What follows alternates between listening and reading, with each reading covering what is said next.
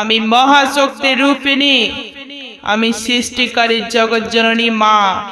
নাম আমার মা মনসা। ভক্তদের ভালোবাসি, পাপীদের করি না ক্ষমা। যুগে যুগে অবনতি হয় ভক্তের ভুবনে।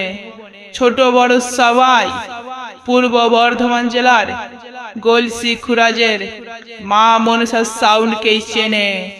সামনে থেকে সরে যা, নইলে সবাই মারা পড়ে যাবি।